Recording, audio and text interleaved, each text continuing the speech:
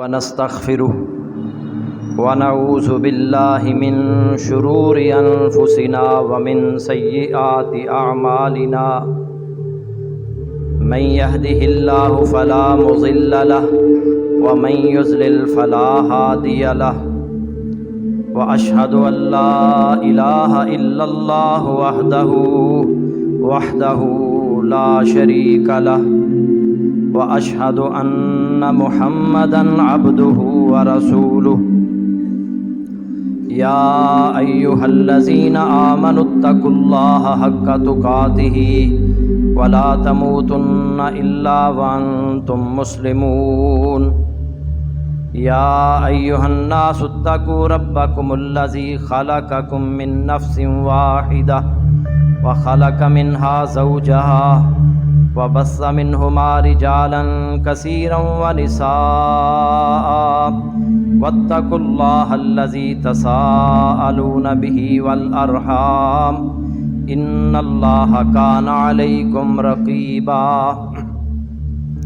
يا أيها الذين آمنوا اتقوا الله وقولوا قولا سديدا يصلح لكم أعمالكم ويغفر لكم ذنوبكم ومن يطع الله ورسوله فقد فاز فوزا عظيما أما بعد فإن خير الحديث كتاب الله وخير الهدي هدي محمد صلى الله عليه وسلم وشر الأمور محدثاتها وكل محدثة بدعة وكل بدعة ضلالة وكل ضلالة في النار اللهم صل على محمد وعلى آل محمد كما صليت على إبراهيم وعلى آل إبراهيم إنك حميد مجيد اللهم بارك على محمد وعلى آل محمد كما باركت على إبراهيم وعلى آل إبراهيم إنك حميد مجيد رب اشرح لي صدري ويسر لي أمري واحلل عقدة من لساني يفقهوا قولي رب زدني علما رب أعوذ بك من همزات الشياطين وأعوذ بك رب أن يحضرون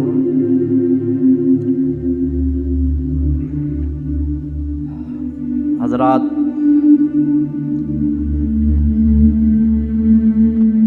کچھ ساتھی ہمارے کئی بار مجھے یہ کہہ چکے تھے کہ یہ جو خطبہ مسنونہ پڑھا جاتا ہے، خطبہ جمعہ سے پہلے، اس کا معنی اور مفہوم، اس کی تشریح بیان کیجیے۔ آپ اس خطبہ کو ہر جمعہ والے دن سنتے ہیں،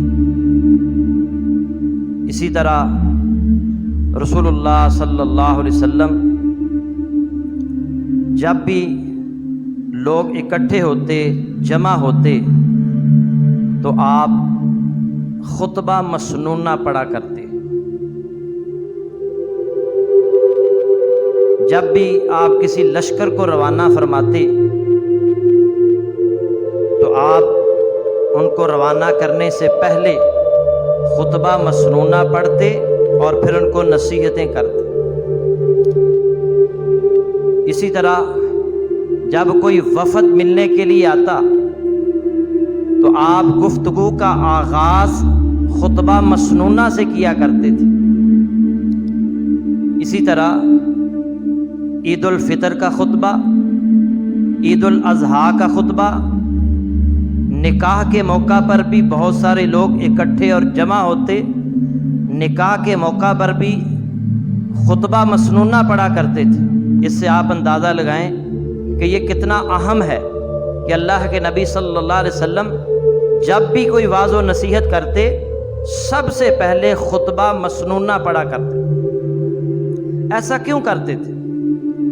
عرب معاشرے کے اندر یہ رواج تھا، یہ کلچر تھا کہ جب شادی ہوتی لڑکے اور لڑکی کی تو لڑکی والوں کی طرف سے ایک بندہ کھڑا ہوتا اور لڑکی کے خاندان کے بارے میں بیان کرتا، ان کے کارنامے سناتا لوگوں کے سامنے، مبالغہ آرائی کرتا کہ انہوں کے خاندان نے یہ کچھ کیا۔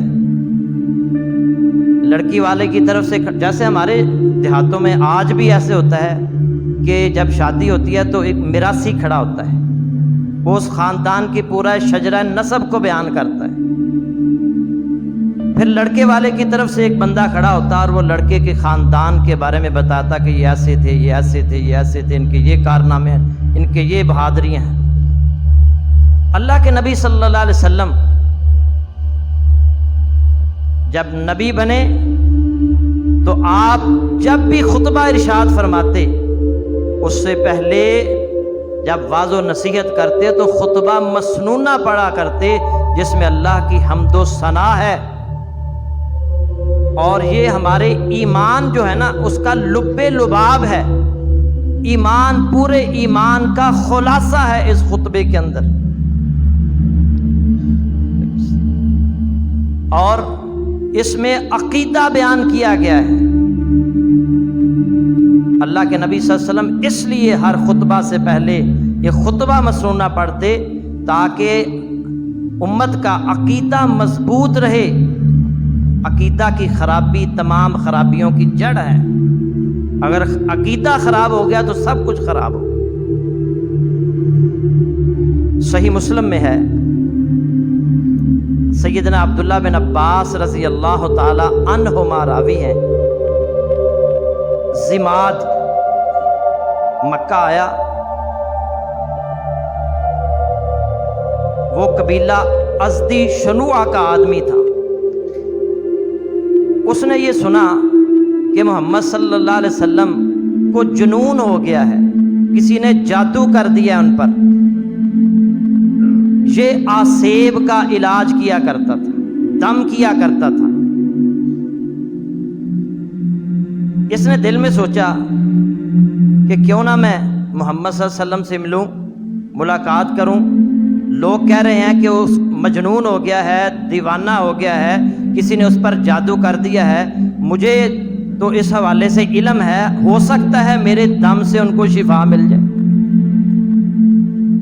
تو یہ رسول اللہ صلی اللہ علیہ وسلم کے پاس پہنچا اور کہنے لگا، پتہ چلا کہ آپ کو کچھ مسئلہ ہے، کوئی مجنون ہے، کوئی دیوانگی ہے، میں آپ کا علاج کروں؟ جب آپ نے سنا نا کہ کہہ رہا ہے کہ میں آپ کا علاج کروں، تو آپ پڑھنے لگے، ان الحمد للہ نحمدہ ونستعینہ ونستغفرہ ونعوذ باللہ من شرور انفسنا ومن سیئات اعمالنا من یہدہ اللہ فلا مضل لہ ومن یضلل فلا ہادی لہ واشہد ان لا الہ الا اللہ واشہد ان محمدا عبدہ ورسولہ۔ کہتا ہے ایک دفعہ پھر پڑھیں، ایک دفعہ پھر سنائیں مجھے، کیا پڑھا آپ نے؟ پھر پڑھا، ان الحمد للہ نحمدہ ونستعینہ ونستغفرہ، پھر خطبہ مسنونہ پڑھا۔ وہ پھر کہنے لگا ایک دفعہ اور پڑھیں، ایک دفعہ اور مجھے سنائیں۔ نبی صلی اللہ علیہ وسلم پھر تیسری مرتبہ پڑھتے ہیں، ان الحمد للہ نحمدہ ونستعینہ ونستغفرہ۔ آپ پورا خطبہ مسنونہ پڑھتے جا رہے ہیں۔ جب آپ مجھے اشہد ان لا الہ الا اللہ واشہد ان محمدا عبدہ ورسولہ، ساتھ ہی کہنے لگا اشہد ان لا الہ الا اللہ واشہد ان محمدا عبدہ ورسولہ۔ کہنے لگا ہاتھ آگے کرے، ہاتھ آگے کرے، میں آپ کا علاج کرنے آیا تھا، آپ نے تو میرا علاج کر دیا۔ میں نے بڑے بڑے کاہنوں سے سنا ہے، میں نے بڑے بڑے جادوگروں کی باتیں سنی ہیں، میں نے بڑے بڑے شاعروں کی باتیں سنی ہیں، مگر جو کلمات آپ نے پڑھے ہیں نہ میں نے کبھی کسی کاہن سے سنے ہیں، نہ جادوگر سے سنے ہیں، نہ کسی شاعر سے سنے ہیں۔ آپ اپنا ہاتھ کریں، میں آپ کے ہاتھ پر بیعت کرتا ہوں۔ اور وہ زماد رضی اللہ تعالی عنہ مسلمان ہو جاتے۔ یہ ہے خطبہ مسنونہ، اس کی فضیلت اب کیا ہے اس میں؟ آپ بھی ہر جمعہ سنتے ہیں، تو یہ جو میں بیان کرنے لگا اس کا معنی اور مفہوم، اس کو آپ نے اپنے ذہن میں بٹھا لینا ہے. بار بار میں دہراؤں گا تو آپ کے ذہن میں یہ بیٹھ جائے کہ کیا پڑھا جاتا ہے. ان الحمد للہ، تمام تعریفیں اللہ کے لیے ہیں. ہر قسم کی حمد، ہر قسم کی تعریف اللہ کے لیے ہے. نحمدہ، ہم اسی کی حمد بیان کرتے ہیں، ہم اسی کی تعریف کرتے ہیں. ونستعینہ، اور ہم اسی سے مدد مانگتے ہیں. ونستغفرہ، ہم اسی سے بخشش مانگتے ہیں. مختصراً ایک ایک چیز کی وضاحت بھی ساتھ ساتھ کرتا چلوں. ان الحمد للہ، ہر قسم کی تعریف، حمد اللہ کے لیے ہے. نحمدہ، ہم اسی کی حمد کرتے ہیں.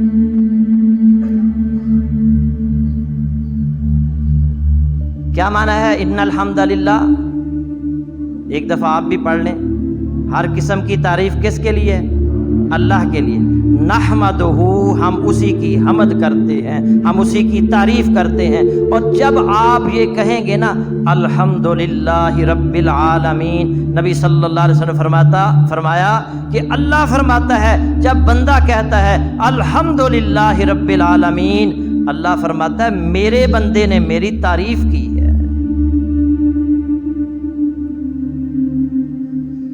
اور اللہ رب العزت تو وہ ذات ہیں وہ جو اپنی تعریف سننے کو پسند کرتا ہے.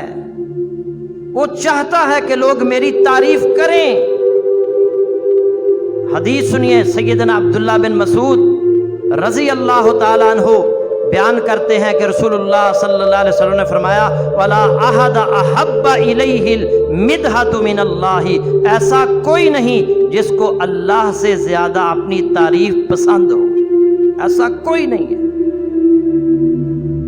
جسے اللہ سے زیادہ اپنی تعریف پسند ہو. فَلِذَلِكَ مَدَحَ نَفْسَهُ، بخاری مسلم کی حدیث ہے. اسی لیے اللہ نے خود بھی اپنی تعریف کی ہے. پڑھے قرآن، جگہ جگہ اللہ نے اپنی تعریف کی ہے. اللہ پسند کرتا ہے کہ لوگ اس کی تعریف کریں، اس کی حمد بیان کریں. اس لیے اللہ کی حمد بیان کرنی چاہیے. اللہ کی تسبیح اور تحمید بیان کرتے رہنا چاہیے. اور رسول اللہ صلی اللہ علیہ وسلم کو اللہ نے یہ حکم بھی دیا ہے. سورہ النصر میں فَسَبِّحْ بِحَمْدِ رَبِّكَ وَاسْتَغْفِرْهُ، اپنے رب کی حمد کے ساتھ تسبیح بیان کیجئے اور اس سے بخشش مانگیے.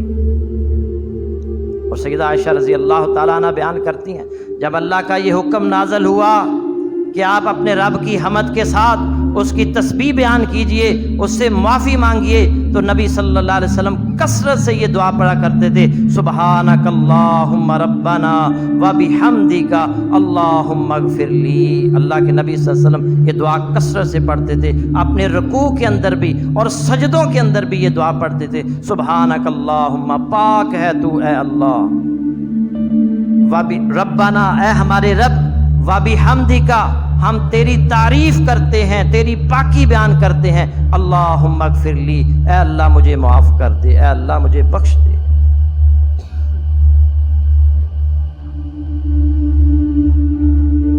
حمد کیا ہے؟ حمد کا معنی ہوتا ہے کسی کی خوبی کی وجہ سے تعریف. کسی کی خوبی کی وجہ سے تعریف کرنے کو حمد کہتے ہیں. تعریف جو بھی ہے نا اس کا حق صرف اور صرف اللہ رکھتا ہے. اس لیے کہ تعریف کے لائق تو وہ خود ہے. اس نے یہ انسان بنایا نا، یہ انسان کو اللہ نے تخلیق کیا ہے. انسان اگر کوئی چیز بناتا ہے، یہ دیکھیں گاڑیاں، موٹر سائیکلیں، گاڑیاں اور جہاز اور کیا کچھ انسان نے بنا دیا. اگر اللہ اسے پیدا ہی نہ کرتا تو کیسے بناتا؟ تو تعریفوں کے لائق کون ہے؟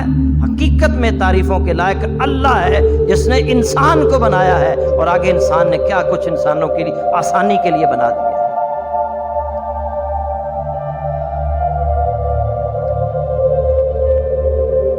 یہ الحمدللہ جو ہے نا، یہ کلمہ شکر بھی ہے، ایک مکمل دعا بھی ہے۔ اس لیے اللہ کے نبی صلی اللہ علیہ وسلم نے فرمایا الحمدللہ تملأ المیزان، صحیح مسلم کی حدیث ہے، الحمدللہ ایک بار کہنا الحمدللہ تملأ المیزان، یہ میزان کو بھر دیتا ہے۔ وہ ترازو جس میں اللہ رب العزت نے نیکیوں اور بدیوں کو تولنا ہے، نیکیوں کے پلڑے کو صرف الحمدللہ کہنے سے وہ نیکیوں کا پلڑا بھر جاتا ہے۔ اتنا وزنی کلمہ ہے۔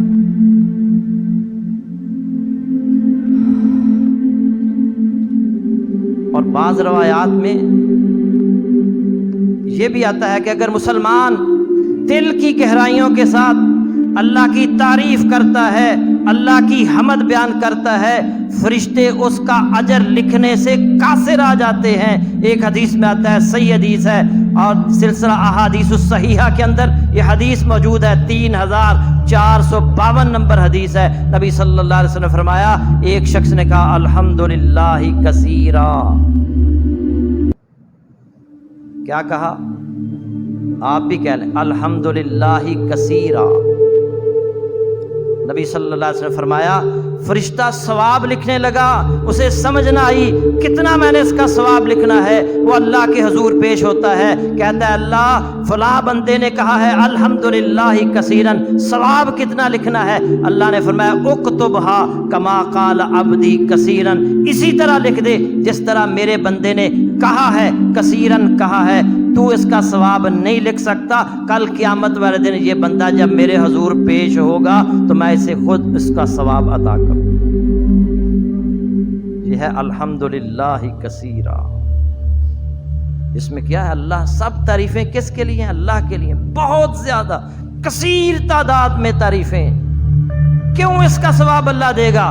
اس لیے کہ اس میں اللہ کی تعریف ہے، اللہ کا شکر ہے، اور اللہ پسند کرتا ہے کہ لوگ اس کی تعریفیں کریں، کیونکہ وہ تعریفوں کے لائق ہیں۔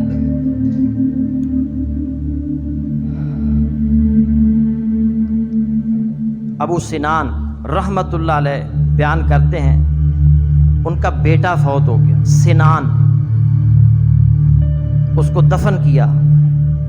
دفن کرنے کے بعد جب جانے لگے نا، تو حضرت ابو طلحہ خولانی رحمت اللہ علیہ وہاں تشریف فرما تھے۔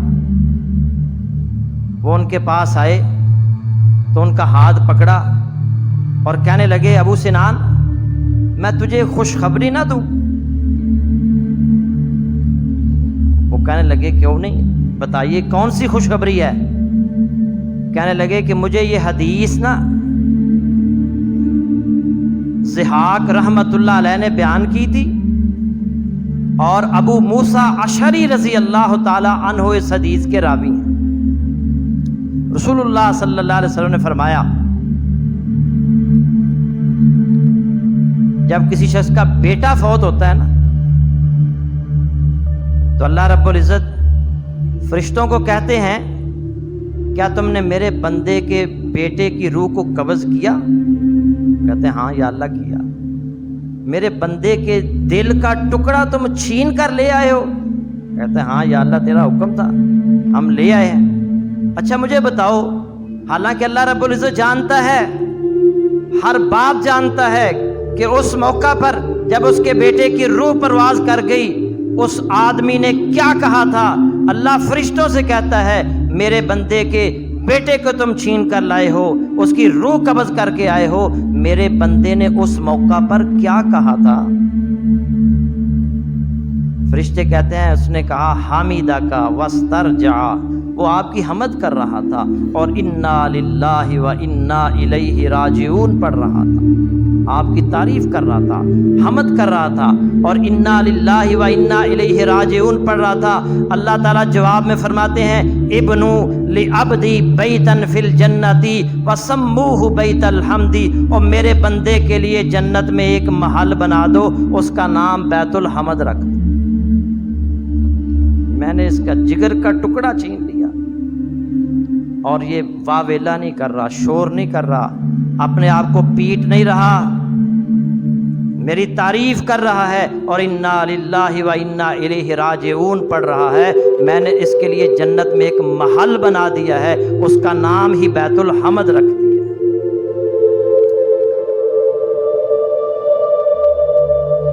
یہ مسند احمد، ترمذی، ابن حبان میں یہ حدیث موجود ہے. بہت ساری باتیں کی جا سکتی ہیں الحمدللہ کے بارے میں. فرض نماز کے بعد 33 مرتبہ پڑھا کریں الحمدللہ، 33 مرتبہ سبحان اللہ، 33 مرتبہ اللہ اکبر، 1 مرتبہ لا الہ الا اللہ وحدہ لا شریک لہ لہ الملک ولہ الحمد وہو علی کل شیء قدیر. نبی صلی اللہ علیہ وسلم فرمایا یہ پڑھنے والا کبھی نامراد نہیں ہوگا.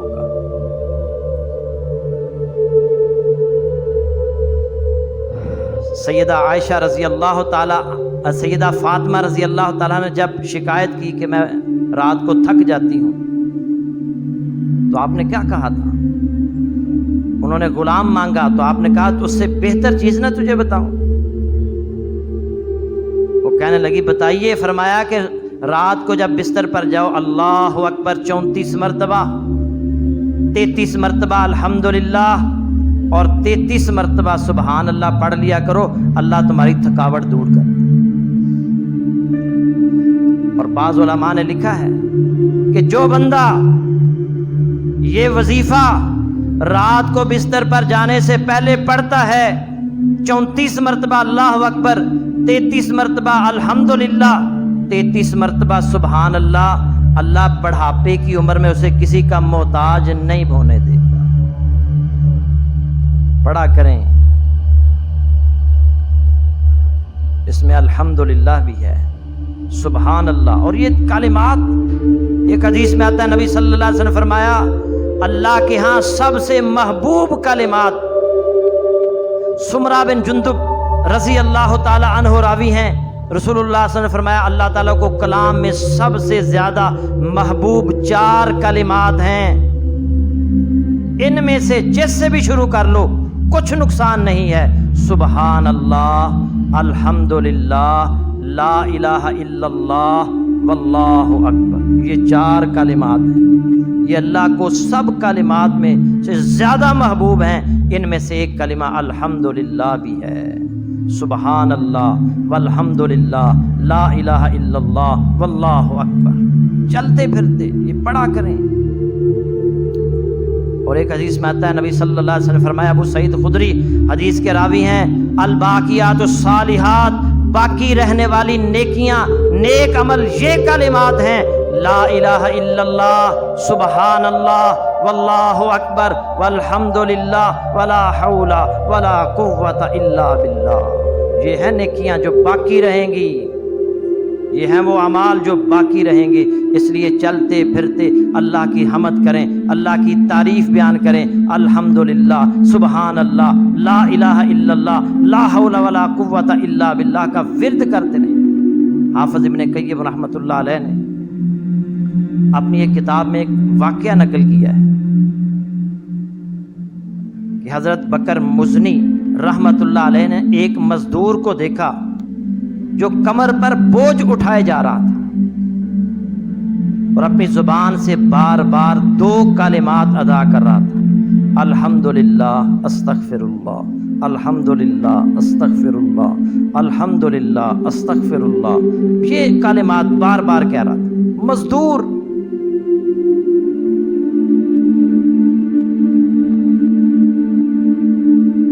وہ اس سے کہنے لگے، پوچھنے لگے یار تجھے کچھ اور کلمات نہیں آتے؟ میں نے کہا الحمدللہ قرآن آتا ہے اور ذکر اذکار آتے ہیں. تو پھر انہوں نے کہا پھر تم یہی کلمات بار بار کیوں پڑھ رہے ہو؟ الحمدللہ استغفر اللہ، الحمدللہ استغفر اللہ. یہ مزدور کی میں بات سنا رہا ہوں. آج ہمارے مزدور کیا ہیں؟ پوچھ رہے کسی مزدور سے نماز پڑھتے ہو؟ نہیں جی. ہمارے ایک ساتھی ہیں شفیق صاحب، وہ جہاں مزدور اکٹھے بیٹھے ہوتے ہیں وہاں جا کر 5000 کا نوٹ نکالتے کہتے ہیں ہاں جی جس نے آج 5 نمازیں پڑھی ہیں 5000 کا نوٹ لے لو. جھوٹ نہیں بول. کوئی بندہ نہیں کھڑا ہوتا. نماز تک نہیں آتی ہمارے مزدوروں کو, اور یہ بھی مزدور ہے, وہ بار بار 2 کلمات پڑھا ہے الحمدللہ استغفر اللہ. وہ پوچھتے ہیں اور کلمات کیوں نہیں پڑھ رہے, یہی پڑھ رہے ہو. وہ کہنے لگا میں حمد اس لیے کرتا ہوں, اللہ کی تعریف اس لیے کرتا ہوں, الحمدللہ اس لیے کہتا ہوں کہ جب مجھے اللہ کی نعمتیں نظر آتی ہیں نا, اللہ کی نعمتیں, انگنت نعمتیں, بے شمار نعمتیں اللہ کی, تو بے ساختہ میری زبان سے نکلتا ہے الحمدللہ الحمدللہ. اتنی نعمتیں اللہ نے دی ہیں, اتنی نعمتیں مجھے عطا کی ہیں, تو میری زبان سے بار نکلتا ہے الحمدللہ. اور پھر میں سوچتا ہوں اللہ نے تو اتنا کچھ دیا, اللہ نے تجھے اتنی نعمتیں دی ہیں اور تو گناہ کرتا ہے, اللہ کا شکر ادا نہیں کرتا. تو فوراً میں کہتا ہوں استغفر اللہ استغفر اللہ. نعمتیں یاد آتی ہیں الحمدللہ, اپنے گناہ یاد کرتا ہوں استغفر اللہ. اس لیے بار بار میں یہی کلمات کہہ رہا ہوں الحمدللہ استغفر اللہ الحمدللہ استغفر اللہ. وہ اب بکر مزنی رحمت اللہ علیہ فرماتے ہیں, دل میں سوچتے ہیں اور یہ تو مجھ سے بھی بڑا فقیہ ہے, یہ مزدور مجھ سے بھی بڑا فقیہ ہے. تو حضرات ہمیں بھی یہ کلمات یاد کرنے چاہیے. یہ جو خطبہ مسنونہ ہے اس کا ترجمہ ذہن میں بٹھا لیں, ان الحمدللہ نحمدہ, بے شک یقیناً ہر قسم کی تعریف اللہ کے لیے ہے, ہم اسی کی تعریف کرتے ہیں. اس کے بعد آتا ہے وَنَسْتَعِينُهُ, ہم اسی سے مدد مانگتے ہیں. مدد کس سے مانگنی ہے؟ اللہ کے نبی بار بار ہر خطبہ میں یہ تعلیم دے رہے ہیں, یہ عقیدہ بنا رہے ہیں, اور عقیدہ بنا لو تعریف کے لائق صرف اللہ ہے, اور مدد بھی مانگنی ہے تو صرف اللہ سے. ٹائم ہو گیا, اس پر انشاءاللہ آئندہ جمعہ میں گفتگو ہوگی. اللہ سے دعا ہے کہ اللہ تعالیٰ جو سنا ہے اس پر عمل کی توفیق عطا فرمائے. وآخر دعوانا الحمدللہ رب العالمین.